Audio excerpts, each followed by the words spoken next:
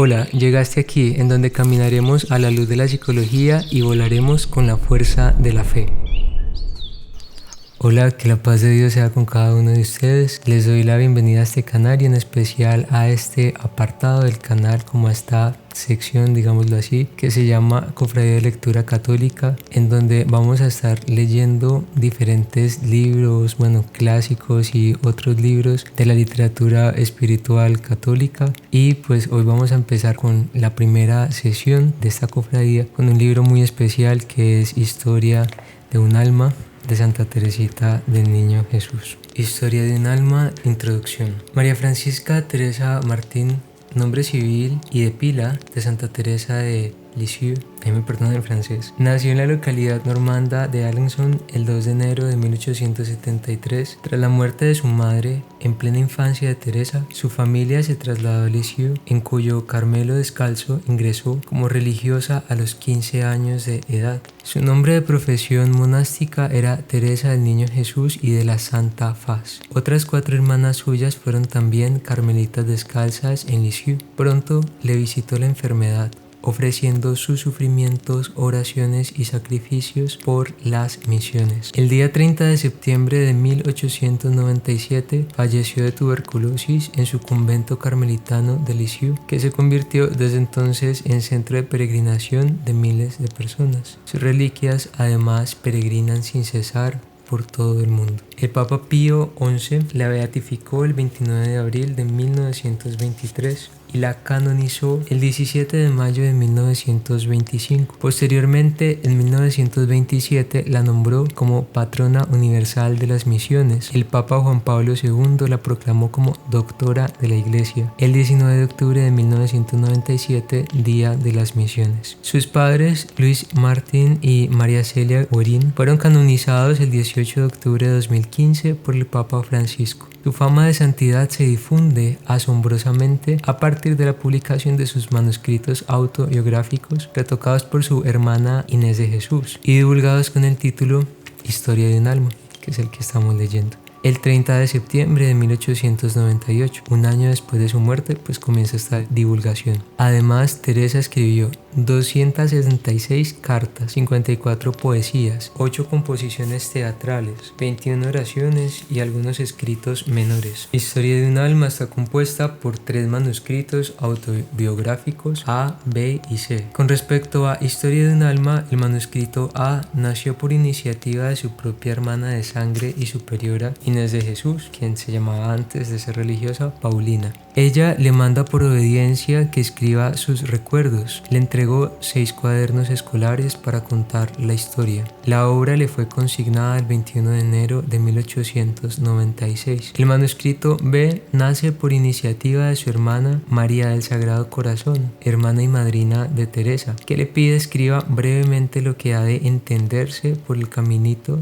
de que tanto hablaba. Lo comienza en el retiro del 4 de septiembre de 1896. Describe cómo en el corazón de la iglesia ella, Teresa, es el amor. Forma el capítulo 9 de Historia de un alma. El manuscrito C lo escribe en junio de 1897 en obediencia a la Madre María de Gonzaga. La Madre Inés advierte que la muerte de Teresa está cerca y pide a la superiora que le solicite escribir sobre sus años de vida religiosa. Son los capítulos 10 y 11 de Historia de un alma, especialmente importantes pues muestran la vivencia purificadora y dolorosa de la noche oscura, vivida por Teresa, que la transformará en una santa especialmente significativa para la historia del siglo XX. Estos manuscritos autobiográficos son una síntesis retrospectiva privilegiada de Santa Teresa de Lisieux. Se les podría considerar su testamento espiritual, y es a la luz de esta síntesis que analiza sus recuerdos y relee toda su historia.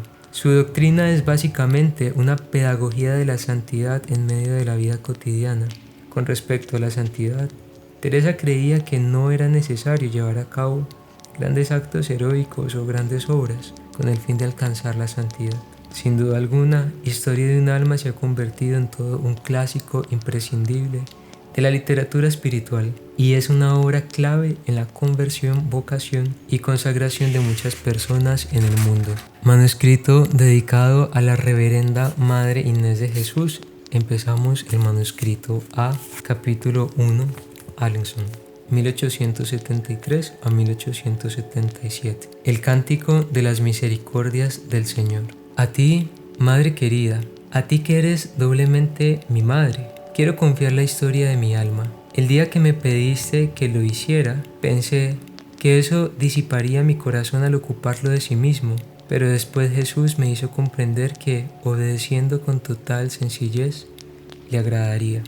Además, solo pretendo una cosa: comenzar a cantar lo que un día repetiré por toda la eternidad: las misericordias del Señor. Antes de coger la pluma, me he arrodillado ante la imagen de María, la que tantas pruebas nos ha dado de las predilecciones maternales de la Reina del Cielo por nuestra familia, y le he pedido que guíe ella mi mano, para que no escriba ni una línea que no sea de su agrado. Luego, abriendo el Evangelio, mis ojos se encontraron con estas palabras: subió Jesús a una montaña y fue llamando a los que él quiso, y se fueron con él. Marcos 2:13. He ahí el misterio de mi vocación, de mi vida entera y sobre todo el misterio de los privilegios que Jesús ha querido dispensar a mi alma. Él no llama a los que son dignos, sino a los que Él quiere. O como dice San Pablo: tendré misericordia de quien quiera y me apiadaré de quien me plazca.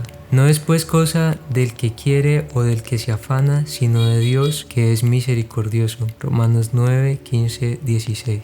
Durante mucho tiempo me he preguntado por qué tenía Dios preferencias, por qué no recibían todas las almas las gracias en igual medida. Me extrañaba verle prodigar favores extraordinarios a los santos que le habían ofendido, como San Pablo o San Agustín, a los que forzaba, por así decirlo, a recibir sus gracias. Y cuando leía la vida de aquellos santos a los que el Señor quiso acariciar desde la cuna hasta el sepulcro, retirando de su camino todos los obstáculos que pudieran impedirles elevarse hacia Él, y previniendo a esas almas con tales favores que no pudiesen empañar el brillo inmaculado de su vestidura bautismal, me preguntaba por qué los pobres salvajes, por ejemplo, morían en tan gran número sin haber oído ni tan siquiera pronunciar el nombre de Dios. Santa Teresa le dice aquí pobres salvajes, refiriéndose principalmente a las comunidades indígenas. Jesús ha querido darme luz acerca de este misterio.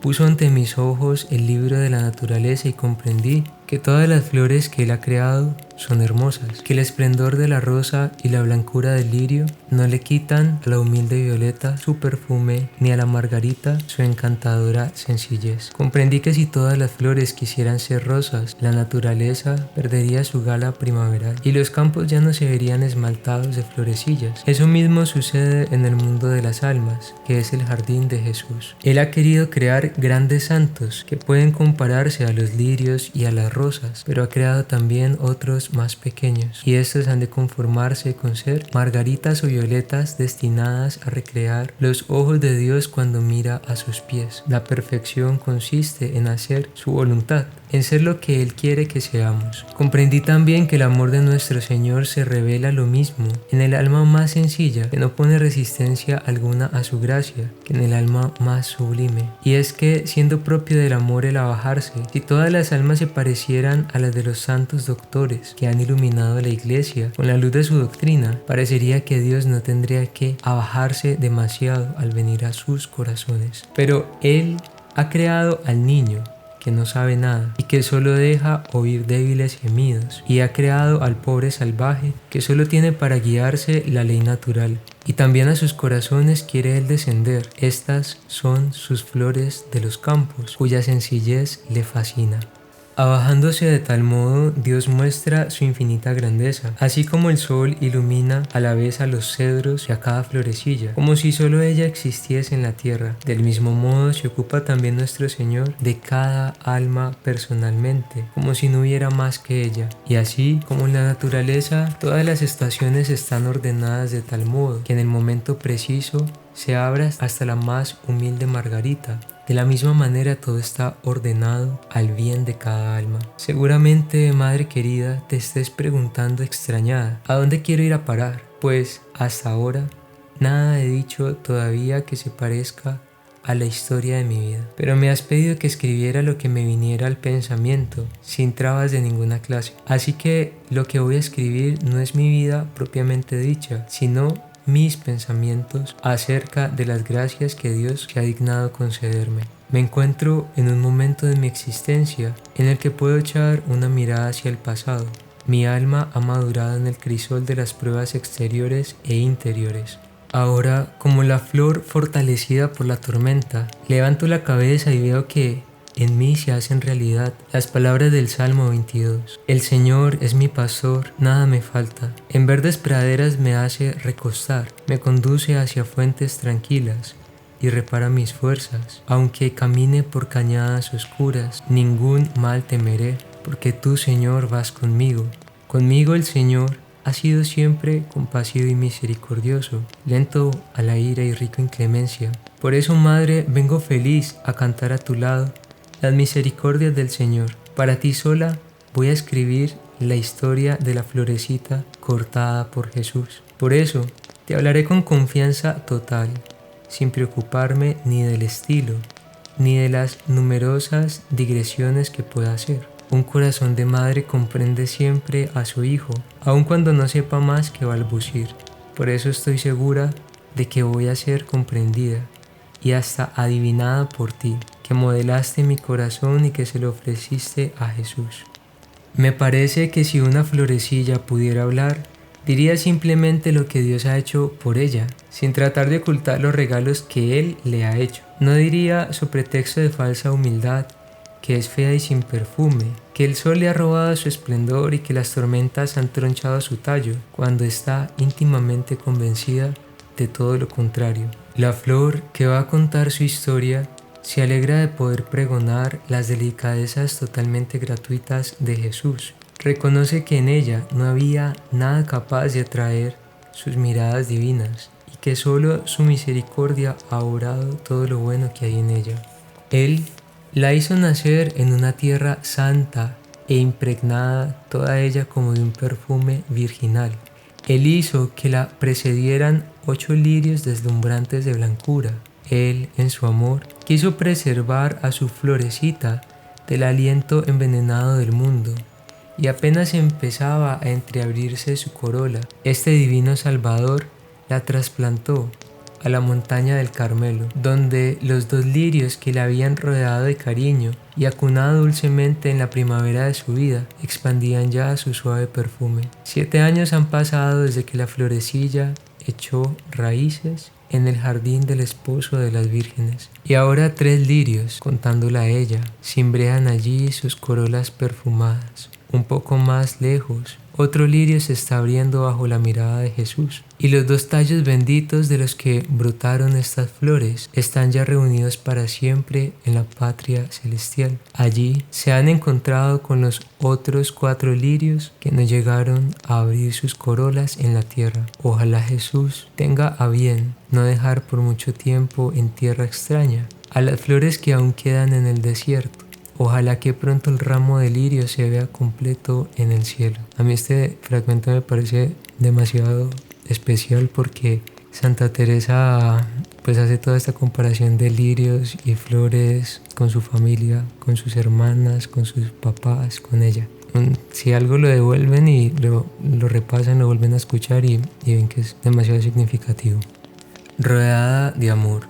Acabo, madre, de resumir en pocas palabras lo que Dios ha hecho por mí. Ahora voy a entrar en los detalles de mi vida de niña. Sé muy bien que donde cualquier otro no vería más que un relato aburrido. Tu corazón de madre encontrará verdaderas delicias. Además, los recuerdos que voy a evocar son también tuyos, pues a tu lado fue transcurriendo mi niñez. Tengo la dicha de haber tenido unos padres incomparables, que nos rodearon de los mismos cuidados y del mismo cariño. Que ellos bendigan a la más pequeña de sus hijas y le ayuden a cantar las misericordias del Señor. En la historia de mi alma, hasta mi entrada en el Carmelo, distingo 3 periodos bien definidos. El primero, a pesar de su corta duración, no es el menos fecundo en recuerdos. Se extiende desde el despertar de mi razón hasta la partida de nuestra Madre querida para la patria del cielo. Dios me concedió la gracia de despertar mi inteligencia en muy temprana edad y de que los recuerdos de mi infancia se grabasen tan profundamente en mi memoria, que me parece que las cosas que voy a contar ocurrieron ayer. Seguramente que Jesús, en su amor, quería hacerme conocer a la Madre incomparable que me había dado y que su mano divina tenía prisa por coronar en el cielo. Durante toda mi vida, Dios ha querido rodearme de amor. Mis primeros recuerdos están impregnados de las más tiernas sonrisas y caricias. Pero si Él puso mucho amor a mi lado, también lo puso en mi corazón, creándolo cariñoso y sensible. Y así quería mucho a papá y a mamá, y les demostraba de mil maneras mi cariño, pues era muy efusiva, solo que los medios que empleaba a veces eran raros, como lo demuestra este pasaje de una carta de mamá. Este es el fragmento de la carta de la mamá. La niña es un verdadero diablillo, que viene a acariciarme deseándome la muerte. ¿Cómo me gustaría que te murieras, mamaíta? La riñen y me dice, pero si es para que vayas al cielo, ¿no dices que tenemos que morirnos para ir allá? Y cuando está con estos arrebatos de amor, desea también la muerte a su padre. Y mira lo que el 25 de junio de 1874, cuando yo tenía apenas 18 meses, decía mamá de mí: tu padre acaba de instalar un columpio. Celina está loca de contento. Espero hay que ver columpiarse a la pequeña. Es de risa, se sostiene como una jovencita. No hay peligro de que suelte la cuerda. Y cuando va demasiado despacio se pone a gritar. La sujetamos por delante con otra cuerda. Pero a pesar de todo yo no me siento tranquila cuando la veo colgada allá arriba. Últimamente me ocurrió una curiosa aventura con la pequeña. Tengo costumbre de ir a la misa de 5:30. Los primeros días no me atrevía a dejarla sola. Pero al ver que nunca se despertaba, me decidí a hacerlo. La acuesto en mi cama y arrimo la cuna de manera que sea imposible que se caiga. Pero un día me olvidé de acercar la cuna. Llegó y la pequeña ya no estaba en la cama.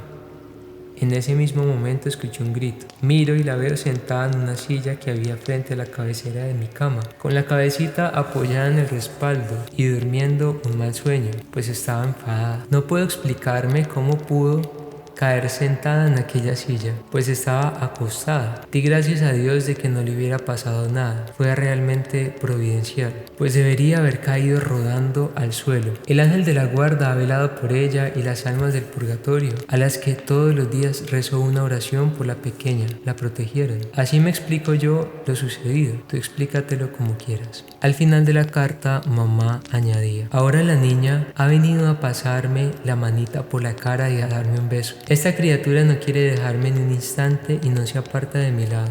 Le gusta mucho salir al jardín, pero si yo no estoy allí, no quiere quedarse y se echa a llorar. Y no para de hacerlo hasta que me la traen. Y este es un pasaje de otra carta. Teresita me preguntaba el otro día si iría al cielo. Yo le dije que sí, si se portaba bien, y me contestó: ya, y si no soy buena, iré al infierno. Pero sé muy bien lo que haré en ese caso.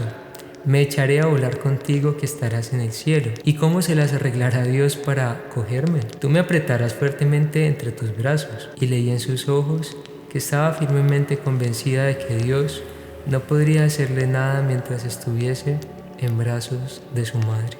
María quiere mucho a su hermanita y dice que es muy buena. No es extraño, pues esta criatura tiene miedo a darle el menor disgusto. Ayer quise darle una rosa, pues sé que le gustan mucho, pero se puso a suplicarme que no la cortase, porque María se lo había prohibido. Estaba emocionadísima. No obstante, le di 2, y no se atrevía a aparecer por casa. En vano le decía que las rosas eran mías, que no, decía ella, que son de María. Es una niña que se emociona con gran facilidad. Cuando hace algún pequeño desaguisado, todo el mundo tiene que saberlo. Ayer rasgó sin querer una esquinita del empapelado y se puso que daba lástima. Había que decírselo enseguida a su padre. Cuando éste llegó, 4 horas más tarde, ya nadie pensaba en lo sucedido, pero ella fue corriendo a decirle a María: dile enseguida a papá que he rasgado el papel. Y estaba allí como un criminal que espera su condena, pero tiene su teoría de que si se acusa, la perdonarán más fácilmente. Otro apartado, y aquí terminaron las cartas de la mamá. Quería mucho a mi madrina. Parecía que no, pero me fijaba mucho en todo lo que se hacía y se decía a mi alrededor. Y me parece que juzgaba ya las cosas como ahora. Escuchaba muy atentamente lo que María enseñaba a Celina para actuar yo como ella. Después que salió de la visitación, para obtener el favor de ser admitida en su cuarto durante las clases que le daba Celina, me portaba muy bien y hacía todo lo que me mandaba. Por eso me colmaban de regalos que, pese a su escaso valor, me hacían mucha ilusión. Estaba muy orgullosa de mis 2 hermanas mayores, pero mi ideal de niña era Paulina. Cuando estaba empezando a hablar y mamá me preguntaba, ¿en qué piensas?, la respuesta era invariable: en Paulina. Otras veces pasaba mi dedito por el cristal de la ventana y decía, estoy escribiendo Paulina. Oía decir con frecuencia que seguramente Paulina sería religiosa, y yo entonces, sin saber lo que era eso, pensaba, yo también seré religiosa. Es este uno de mis primeros recuerdos, y desde entonces ya nunca cambié de intención. Fuiste tú, madre querida, la persona que Jesús escogió para desposarme con él. Tú no estabas entonces a mi lado, pero ya se había creado un lazo entre nuestras almas. Tú eras mi ideal. Yo quería parecerme a ti, y tu ejemplo fue lo que me arrastró desde los 2 años de edad hacia el esposo de las vírgenes. Cuántos hermosos pensamientos quisiera confiarte, pero tengo que continuar con la historia de la florecilla, con su historia completa y general. Pues si quisiera hablar detalladamente de sus relaciones con Paulina, tendría que dejar de lado todo lo demás. Recordemos que Paulina es la hermana de sangre superior a la vez, que después se cambió el nombre a Inés de Jesús, y es a quien está dedicando como esta primera parte del libro. Mi querida Leonia ocupaba también un lugar importante en mi corazón. Leonia, otra hermana de Teresa, me quería mucho. Por las tardes, cuando toda la familia salía a dar un paseo, era ella quien me cuidaba. Aún me parece estar escuchando las lindas tonadas que me cantaba para dormirme. Buscaba la forma de contentarme en todo, por eso me habría dolido mucho darle algún disgusto.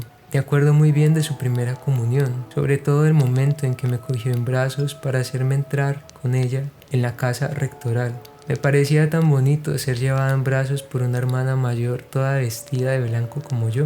Por la noche me acostaron temprano, pues yo era muy pequeña para quedarme al solemne banquete. Pero aún estoy viendo a papá trayéndole a su reinecita unos trozos de tarta. Al día siguiente, o pocos días después, fuimos con mamá a casa de la compañerita de Leonia. Creo que fue ese día cuando nuestra mamaita nos llevó detrás de una pared para hacernos beber un poco de vino después de la comida que nos había servido la pobre señora de Dagorau, pues no quería dejar en mal lugar a la buena mujer, pero tampoco quería que nos faltase nada. Qué tierno es el corazón de una madre, y cómo expresa su ternura en 1000 detalles previsores en los que nadie pensaría.